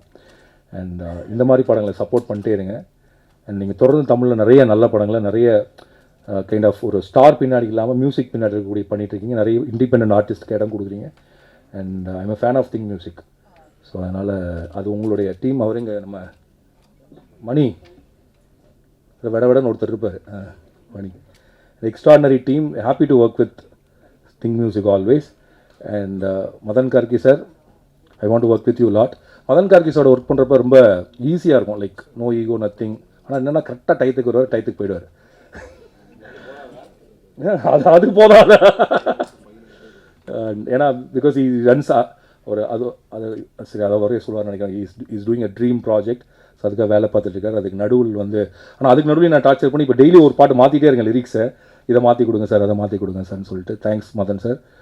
அண்ட் மைனா, இந்த ரஞ்சித் சொன்னார் இந்த படத்தில் இவங்க அறிமுகமாகறாங்க. இவங்க வந்து கூழாங்கல்ல அசிஸ்டன்ட் டைரக்டர் வேணி, இப்போ வினோத்ராஜ் கூழாங்கல்னுடைய அசிஸ்டன்ட் டைரக்டர். அதில் அவங்க நடிக்கணும்னு ஆசை. ஸோ இப்போ இந்த படத்தில் நடிச்சிருக்காங்க. எனக்கு தெரிஞ்சு இவங்க நிறைய படங்கள் நடிப்பாங்க நான் நம்புகிறேன். ரொம்ப இவங்களும் இந்த பையன் மாதிரி தான். So it's very easy before the camera. She acts like just like that நடிக்கிறவங்களா இருப்பாங்க. பொறாமையாக இருக்கும் அவங்களெல்லாம் பார்த்தா. ஆக்சுவலாக இந்த செட்டில் நான் ரொம்ப ரிலாக்ஸ்டாக இருந்தேன், ஏன்னா இந்த செட்டில் எல்லாருமே நடிகர்களாக இருந்தாங்க. ஸோ நம்ம வேலை ரொம்ப கம்மியாக இருந்துச்சு, லைக் ரொம்ப சிம்பிள் ஸ்டேஜிங் பண்ணி எடுத்துகிட்டா போதுங்கிற மாதிரி இருந்துச்சு. நான் இனி யாராவது விட்டேன்னா மிஸ்கின் சார் சொல்லணும் கடைசியாக. அண்ட் மிஸ்கின் சார் என்னை பற்றி ரொம்ப பெரிய வார்த்தைகள்லாம் சொன்னார். இங்கே இருக்கவங்க சொன்ன எல்லா வார்த்தைகளும் அது என் மேல் உள்ள பிரியத்துலையும் அன்புலையும் சொன்ன வார்த்தைகளே தவிர அதை அப்படி எடுத்துக்கிறது தான் கரெக்டுன்னு நான் நினைக்கிறேன். அண்ட் என்ன அருண் விஸ்வா, அவர் இன்னைக்கு அவன் கிளம்பி போயிட்டான். என்னோட அசிஸ்டன்ட். அவனோட படம் 3 BHK வந்து எங்களுடைய படத்தை அன்றைக்கே தான் ரிலீஸ் ஆகுது. 26ஆம் தேதி ஆடியோ லான்ச். காலையில் அவங்களோட ஆடியோ லான்ச், சாயங்காலம் எங்கள் ஆடியோ லான்ச். 2 ஆடியோ லான்ச்சுக்கும் உங்களை எல்லாத்தையும் வர்ற மாதிரி வரணும்னு சொல்லி நான் இன்வைட் பண்ணுறேன். காலையில் சத்தியமில், ஈவினிங் க்ரீன் பார்க், மார்னிங் அங்கே பார்ப்போம், ஈவினிங் எங்கள் இதில் பார்ப்போம். ஸோ 3 BHK அண்ட் பறந்துபோ இட்ஸ் லைக் ரெண்டுமே என் படம் தான். எப்படி வாழையும் கொட்டுக்காலியும் வந்தப்போ எனக்கு ரெண்டுமே ஐயோ ஒரே நாளில் வந்துச்சுன்னு இருந்துச்சோ அதே மாதிரி ரெண்டும் எனக்கு பிடிச்ச படம். இந்த படமும் அந்த மாதிரி. அண்ட் எல்லோரும் 5 வருஷம் ஆயிடுச்சுன்னு சொல்கிறாங்க. மிஸ்கினனுக்குமே 5 வருஷம் ஆயிடுச்சு, 6 வருஷம் ஆயிடுச்சு. கடைசியாக சைக்கோ அதில் நான் இருந்தேன். அதுலேருந்து அவருக்கும் படம் வரல, எனக்கும் படம் வரல. படம் வரல, ஏன்னா ரிலீஸ் ஆகலை. ஆனால் அண்ணன் பேசி நடித்து அதை ஃபில் பண்ணுறாரு. சூப்பர். அண்ட் அண்ட் எனக்கு எப்போல்லாம் ஒரு மன தளர்ச்சி இருக்குமோ இல்லாட்டி ஒரு கண்டிப்பாக டைட்னஸ் இருக்கும் நம்மளுக்கு, அந்த பிரச்சனையை எப்படா ஃபேஸ் பண்ணுறது, ரொம்ப டிப்ரெஸ்டாக இருக்கப்போ நான் வந்து போகிற இடம் வந்து மிஸ்கின் ஆஃபீஸ். அவரை பார்த்தா எனக்கு வந்து தினத்தில் ஒரு உற்சாகம் வந்துடும். ஏன்னா கொஞ்சம் அவர்கிட்ட எங்கள் தாத்தாவோட சாயல் இருக்கும். தாத்தானா வயசில் சொல்ல சாயலில் அந்த பெரிய ஒரு பலூன் எங்கள் தாத்தா எனக்கு சின்ன வயசு ஞாபகம் இருக்கு. இல்லை பலூன் தூக்கிட்டு எனக்கு நல்லா ஞாபகம் இருக்குது. பலூன் எடுத்துட்டு எங்கள் தாத்தா ஒருத்தர், அந்த தாத்தாவோடைய ஞாபகம் அப்படியே இருக்குது. இவரை பார்த்தா எனக்கு அவர் அந்த பலூன் கொண்டு வந்து அந்த தாத்தா மாதிரியே இருக்கும். அண்ட் அவர் நல்லா ஹக் பண்ணுவார், உங்கள் கையை பிடிச்சிக்குவார். அந்த ஒரு பாடி டச், அந்த அவர் கொடுக்கக்கூடிய அந்த உடலின் சூடுங்கிறது உங்களுடைய இதுலேருந்து கொடு. அதே தான் Siddharth is my close friend. And இப்போ மிஸ்கின் அண்ணன்கிட்ட ஒரு மாதிரினா சித்தார்த்தை வந்து நம்ம எப்போ வேணாலும் கால் பண்ணாலும் ஃபோன், எனக்கு தெரிஞ்சு நான் ஃபோன் பண்ணால் ஃபோன் எடுக்கிற ஒரே ஆர்டிஸ்ட் அடுத்த கால் சித்தார்த் நினைக்கிறேன், நெக்ஸ்ட் கால். அண்ட் ஒரு ரொம்ப பெரிய பிரச்சனை உடனே கிளம்பி வரக்கூடிய அளவுக்கு ஒரு நண்பர். அண்ட் எல்லா படத்துலையும் நான் வந்து பாடுங்கன்னு சொன்னால் வந்து பாடிட்டு போகிறதுக்கு அதுவும் ஒரு காரணம். அண்ட் மாரி செல்வராஜ், ரஞ்சித், மீராவோட ஹபீபி நான் பார்த்தேன் தமிழ் சினிமாவில். நான் இது உண்மையாகவே சொல்கிறேன், அன்பு பிரியத்தினெல்லாம் சொல்ல. அப்படி ஒரு இஸ்லாமிய வாழ்க்கையை, இஸ்லாமிய ஊரை இது வரைக்கும் யாருமே காட்சிப்படுத்தவே இல்லை. ஹபீபி வர்றப்ப தமிழின் முதல் தமிழ் இஸ்லாமிய படமாக அது இருக்கும். அண்ட் அப்படி அதை பிரித்து சொல்கிறது வந்து அவங்க பிரித்து சொல்கிறதுக்காக சொல்ல, ஏன்னா அப்படி ஒரு ஸ்லாங் இருக்குது, அப்படி ஒரு லைஃப் ஸ்டைல் இருக்குது. அவங்க தமிழை இந்த மொழியில் பேசுவாங்கிறதே அவங்களுக்கு தெரியாது. ஸோ கிட்டத்தட்ட அவர் ஊரில் இருந்து, எனக்கு தெரிஞ்சு மீராவுடைய பெஸ்ட் அண்ட் ஃபஸ்ட் ஃபிலிம் தான். அவர் ஊரில் அவர் வாழ்ந்த வாழ்க்கையிலேருந்து ஒரு படத்தை எடுத்துகிட்டு வந்துட்டார். அண்ட் அது மீரா வந்து ஆக்சுவலாக ட்ரெய்லரே அப்படி சொல்லலாம். மீரா இஸ் டேக்கிங் அவரோட ஊரை நமக்கு அறிமுகப்படுத்தி வைக்கிறார், தான் ஹபீபி. அண்ட் ஹபீபி நம்ம எல்லார் மனதையுமே அப்படியே என்ன சொல்கிறது இணக்கமாக நம்மளை கொண்டு போவோம். And it will introduce a new slang, new life style to Tamil cinema. Thank you Meera for Habibi. And so Meera அதனால சொன்னேன், இன்னும் நிறைய நல்ல படங்கள் நான் பார்த்துருக்கேன், அது தொடர்ந்து வரும்னு நான் நினைக்கிறேன். அண்ட் மிஸ்கின் நான் thank you sir, Bala sir, Kutty sir, Pradeep sir, marketing ma'am Abhilasha ma'am, and வந்திருக்க எல்லாத்துக்கும் நன்றி. அண்ட் மீடியாவுக்கு ரொம்ப நன்றி. And thank you. இதுக்கு மேலே வேறு ஏதாவது சொல்லணுமா? இங்கே அண்ணன் இங்கே போயிட்டாரா? சரி, சுரேஷன் போயிட்டார். என்னுடைய நெருங்கிய கூட்டாளி, 7 கடல் 7 மலையோட தயாரிப்பாளர். அவர் எந்தளவுக்கு பெருந்தன்மைனா 7 கடல் 7 மலை எடுத்துட்டோம், பட் அதை ரிலீஸ் பண்ணுறதுக்கு சில சிக்கல்கள். ஆக்சுவலாக நாங்கள் ஜனவரி பிளான் பண்ணியிருந்தோமா, மார்ச்சில் பிளான் பண்ணியிருந்தோம். நான் சொல்கிறேன், மார்ச்சில் பிளான் பண்ணியிருந்தோம். அண்ட் பட் அது சில விஷயங்களால் அதை ரிலீஸ் பண்ண முடியல. அதனால் நாங்கள் பறந்து போக்கு ப்ரொமோஷனே பண்ணாமல் வச்சுருந்தோம். அந்த படம் வந்ததுக்கப்புறம் அதில் ட்ரெய்லர் லான்ச் பண்ணலான்ட்டு. ஸோ பறந்து போன்னு ஒரு படம் எடுத்துருக்கேங்கிறது வெளில சொல்லாமல் வச்சுருந்தோம். அப்புறம் அண்ணன் சொன்னார், மார்ச்சில் என்னால் முடியல, நீங்கள் பறந்து போ கொண்டு வாங்க, அப்புறம் நான் வரேன் அப்படின்னு சொன்னார்.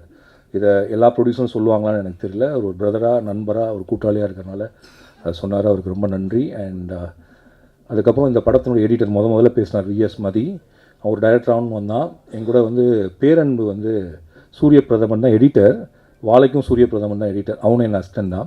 அவன் கடைசியில் டைம் இல்லாதப்போ செல்வத்தில் ஃபோன் பண்ணிட்டு, எனக்கு யாராவது ஒருத்தர் வேணும், இந்த ஏதோ ஒரு கியூபுக்கு கொண்டு போனுங்கிறப்போ ஒரு பையன் இருக்கா சார் அனுப்பி விட்டான்.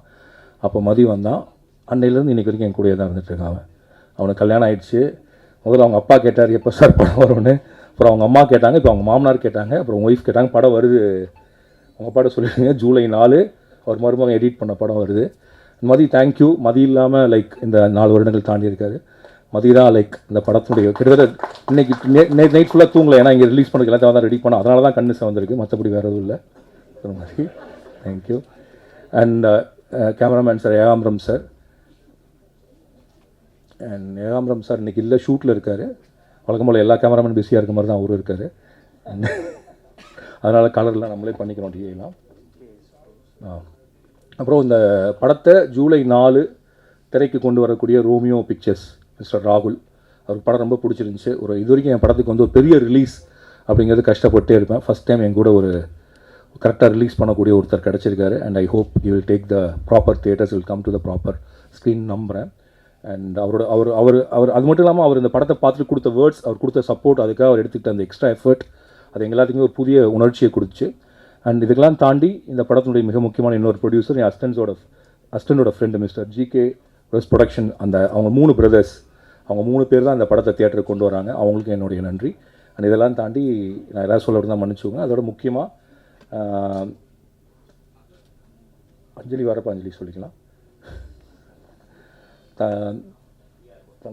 தங்க மீன்கள்லேருந்து என்னுடைய படத்தில் உதவி இயக்குனராகவும் இல்லை இந்த மாதிரி நிகழ்ச்சி நடக்கிறப்ப என் கூட வந்து நிற்கிற அமுதோன் கருப்பையா, அஞ்சனா கிருஷ்ணகுமார், அண்ட் அதுக்கப்புறம் இந்த படத்தில் வேலை பார்த்த என்னுடைய எல்லா அசிஸ்டன்ட்ஸ் அனைவருக்கும் நன்றி. நன்றி, வணக்கம்.